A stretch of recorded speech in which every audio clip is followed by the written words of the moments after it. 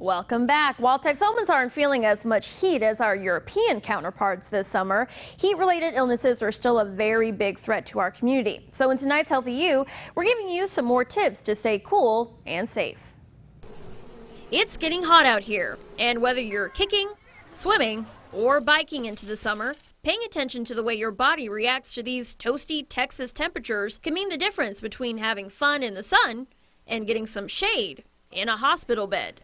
Athletic trainer Jeremy Woodward is no stranger to being on the sidelines watching young athletes play in this hot and humid climate, and says it doesn't take long for a heat-related illness to settle in.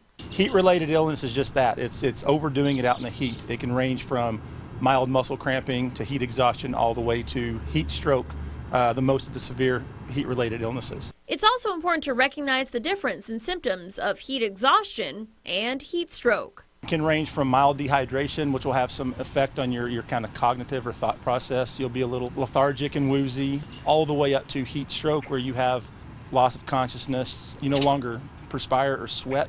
Your body is actually overheating itself. And how you treat someone suffering from a heat stroke is critical to their survival. For example, you don't want to rush a heat stroke victim into drinking lots of water right away. Instead, activate EMS as soon as possible and then get that person, if it's safe to do so, to a shaded, cool area. We want to try to help rid the body of any heat that it's accumulated. We can do that by ice packs in the armpits and the groin area around the neck. The risk of getting a heat-related illness is also much higher for people who are playing summer sports or training for high-endurance events like Hotter Than Hell.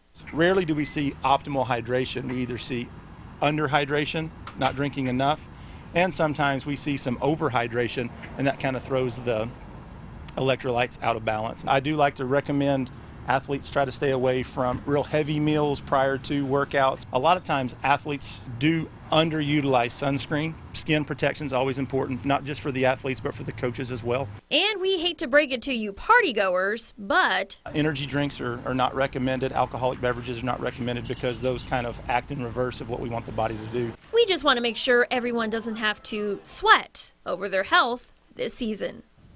For more tips on how to notice signs and treat symptoms of heat stroke, as well as our other Healthy You stories, just head on over to Texomashomepage.com and search Healthy You. Stick around.